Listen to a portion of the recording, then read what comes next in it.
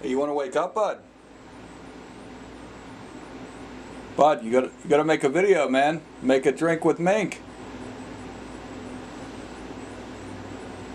What? You gotta make another having a drink with Mink for the old guys?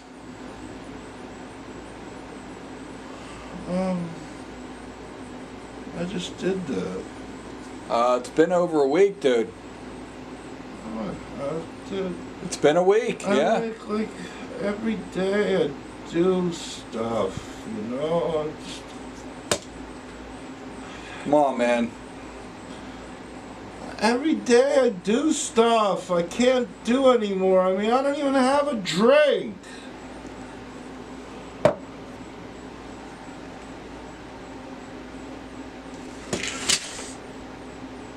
Hello, and welcome to Having a Drink with Mink. I'm your host, Jason Mink, and today I'll be having this drink.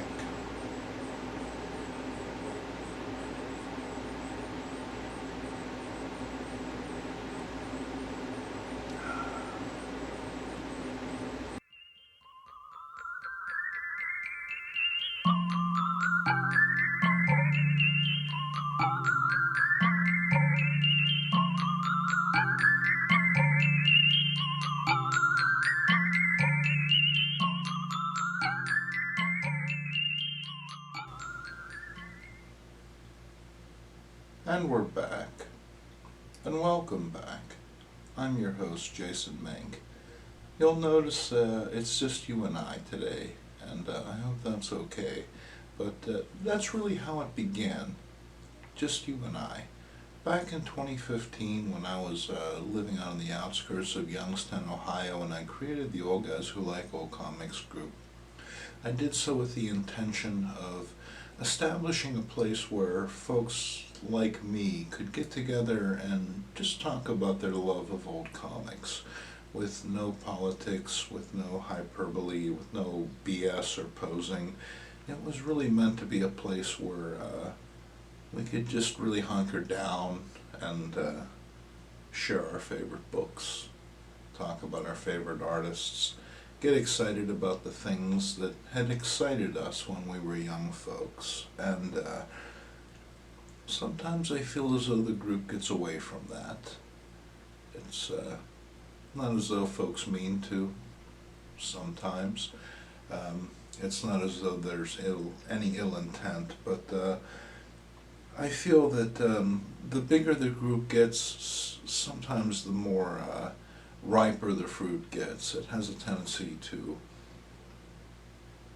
become a bit strong for some folk, and that's unfortunate, because this has always been a place for people to gather and talk about what they love, and it's a shame that things like politics and ideology have to divide us. But ultimately, all I can do as your host is provide a clean, spacious, and genial gathering place. And that's what I hope this is. So without further ado, I'm going to have a little bit of this. Because it's heavy when it comes right down to it. Holding this thing up the whole time, it's exhausting. I should lighten it a little more. If not, put it down for a moment, because right off the bat we're going to open a little bit of viewer mail. And by viewer I mean group, and by group I mean the old guys who like old comics. And that's you guys out there, I would assume. If you're not a member of the Old Guys Who Like Old Comics group, please subscribe right now. Take a look at the link below. That'll take you right to where you need to be. And we're going to open this particular bit of mail. Come on. You know you want to. He knows he wants to. This is from Rick Croxton, and Rick is not only a member of the Old Guys Who Like Old Comics, but he's also a member of Yeet Presents, which is our sister group. Yeet Presents publishes a free comic book every month. And that comic book is also called He Presents. And it's an anthology, and this anthology provides you in the best, the most cutting edge of black and white storytelling. And I'm not just saying that because I have a story in it next month. Ciao. I would recommend that you check it out right now at the link below. Seem to be doing a whole lot of that right now, but we'll try and get past that. You and I, we have a very positive relationship. Less so with this thing. We're going to look at this fantastic package that Rick sent me. I've been very excited about this. This has been sitting on the nightstand, and we're going to get seeing what it is right now. It appears to be a book. It appears to be a hardback book. It appears to be very solid. And we're going to make every effort in the world. Thanks to Knifey Joe here. Very discreetly. Get Blady with it. TM. You can buy that on a t-shirt at our local t-shirt establishment. Off we go. Hey, fantastic! Flash Gordon Volume 7. Now this would appear, just from a rudimentary glance, to be the Flash Gordon newspaper. Alex Raymond produced the strip. Dangerous future, can only be imagined, certain point in time, long out of print. Raymond's Flash Gordon returns in brilliant original color. Original color! And there's a birthday card in it too. I'll be a son of a gun. Will you look at that? And fantastic! Wishing you many moments and the best year you've ever had. That's from Rick and Deborah. And I truly appreciate that. You guys are fantastic. Not only do they provide me with this fantastic book and this lovely card full of sentiment, but it's also full of this excellent Yeet bookmark. When all else fails, Yeet. And you can actually get one of these bookmarks yourself if you go to this. Right there. You see that link? Follow that link. You can go there. You can get one of these. You should have one of these. You read books, right? I know I do. So by all means, this would be fantastic in one of your books, if not Flash Gordon. Then something equally as suitable. And we're moving on. Thank you once again, Rick and Deborah. This is fantastic. I can't wait to take a look at this. We're going to move right along because, let me tell you folks, it's really, really hot in here. I'm not running the air conditioner or a fan because there's no reason why you should hear whirr.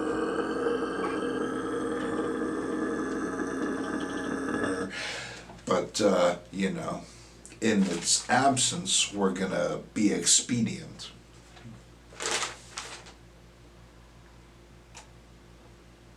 And from that point, we're going to look at a few things that I found at my local comic book shop. My local comic book shop is Ides Entertainment in downtown Pittsburgh.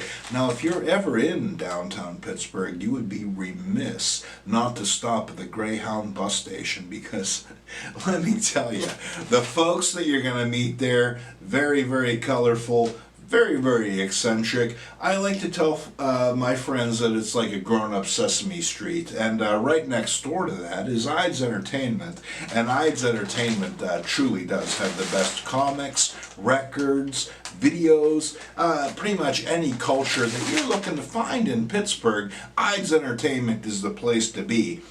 Right off the bat, when you walk in the door, you're going to find a fantastic selection of media, brand new comic books, magazines, monster masks, bumper stickers, and some really cool dollar books. When I walked in, the first thing I saw was this copy of Bow number 8. Now, my good friend Owen Halterline loved this comic back in the day. I remember watching the anime. We saw it at the Pittsburgh Playhouse in Oakland, and it was phenomenal. Now, I picked up issue 8 out of 8. So that means I got 7 to go. But for $1, I think that I'm off to a fine start. And from what I remember, this is an excellent book, and I would highly recommend it. It's in the black and white comic book fashion that we eaters love, so by all means, you could do worse. And next up, we have a few Archie comics. Right off the bat, we have Pep number 246. Now, I'm not quite sure what's happening on this cover. You'd have to tell me.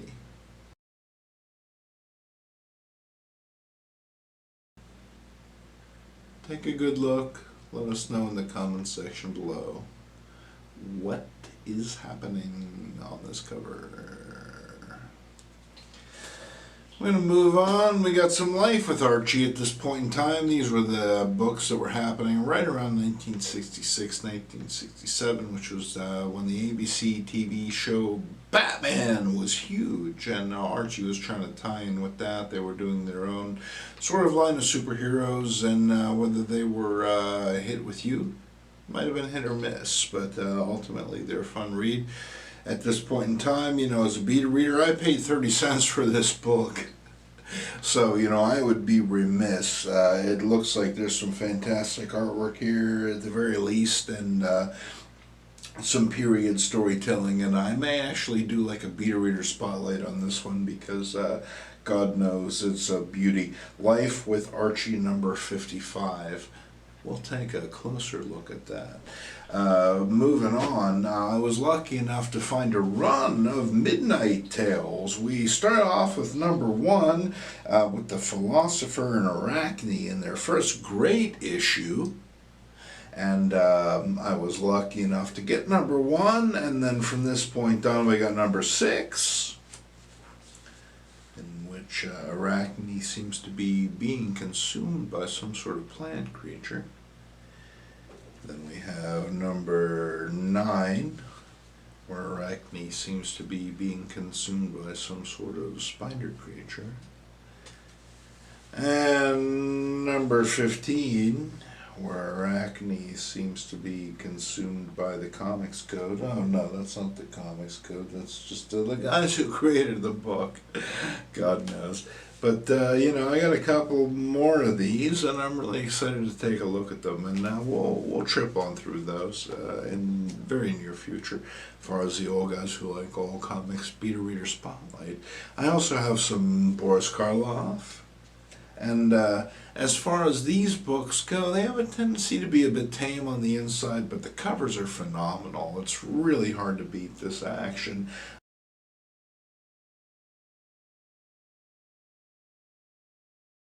Charlton has a tendency to really deliver as far as the covers go in the 1960s. Charlton and Gold Key, in fact. This has always been one of my favorite Gold Key covers. Whoops.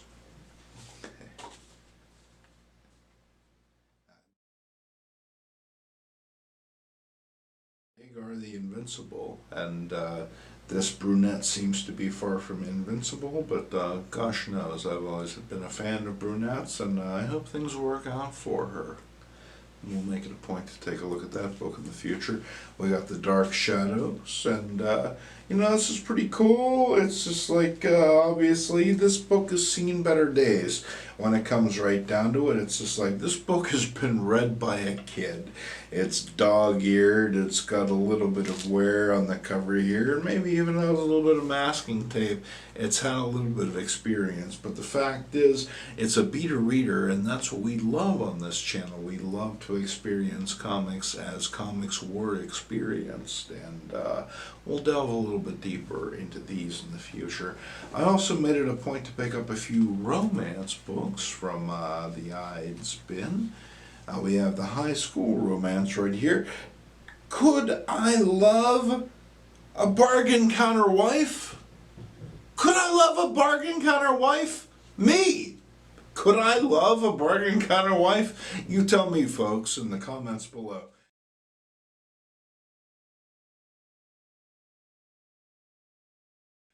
We also have the romantic story, I'll Be No Widow. This may or may not tie into Jaws, but you know, sharks were a thing. back in the 1970s. And if you loved a man who went into the sea, there was a very good chance that, you know.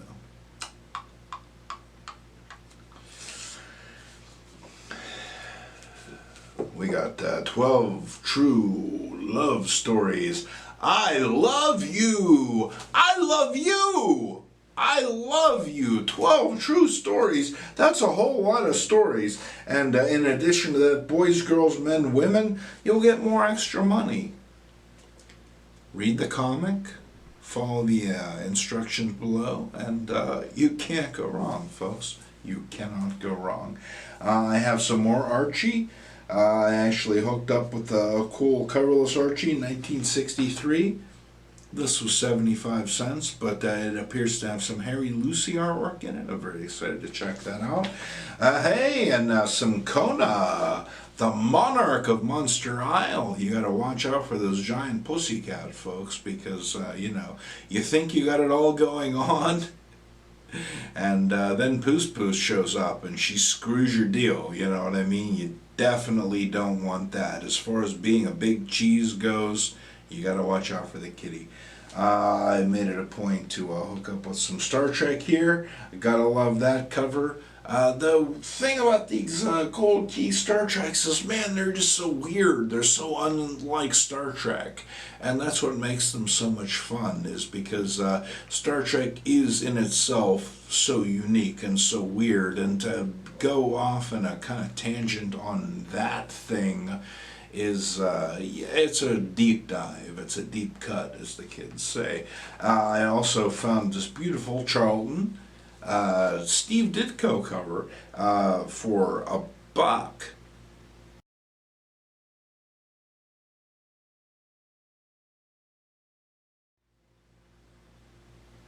$1. Now, some of you might think that's steep, but you know what I mean? You probably pay $4 to eat a McDonald's McGriddle and a coffee. You could have a Ditko for what a McGriddle costs. Think about it. Moving on. Another Buck comic from Ides. We got some Jack Kirby New Gods, baby. Yeah, it's cut. It's experienced a little bit of wear, sure. But for $1, this is a vintage comic book. It's worth it for the smell alone. Speaking of smell, we got the Go-Go. I'm super excited about this because, what can I say? I've always been a huge fan of Go-Go comics.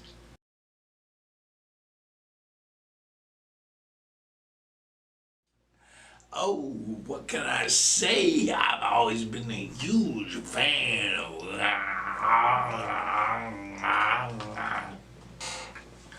That's probably where I have to cut it.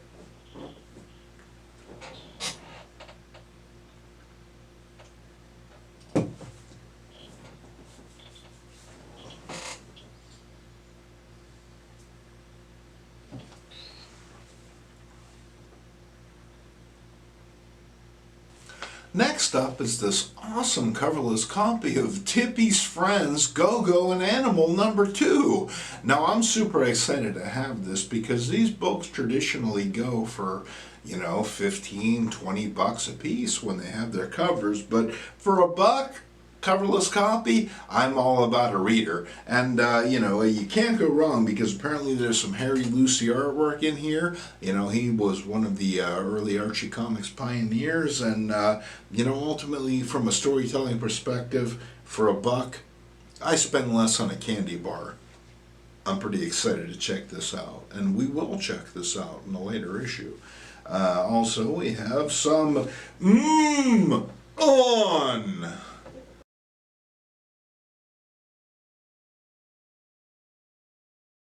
Now, I don't know what the rest of this book is all about, but On is surely one of Marvel's finest attempts from 1907. And to put a cap upon it, folks, we're going to take a look at a couple black and white magazines that I was lucky enough to find in my local comic book shop as well. Right off the bat, we have Chilling Tales of Horror. I'm not quite sure what the issue is. I'm not quite sure what's going on inside, but for $4, I would be remiss not to take this home. We'll make it a point to take a closer look at this in the near future. In addition to that, I had to grab a copy of His Name is Savage #1.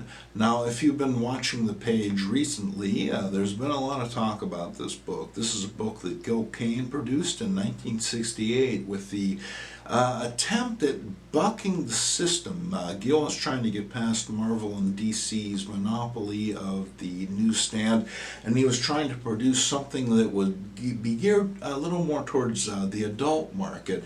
This is essentially a graphic novel. Years before that sort of thing had found a marketplace. It was just in your typical magazine format, on your typical magazine paper, but this thing is a mind blower as far as it goes. If you love Flint, if you love James Bond, if you love Dean Martin as whatever the heck Dean Martin's spy was, Matt Helm, it's just like all of that stuff comes to a head in His Name is Savage. This book basically takes it to the nth level, and I'm going to make it a point to actually do like a beta-read review on this because it's just phenomenal.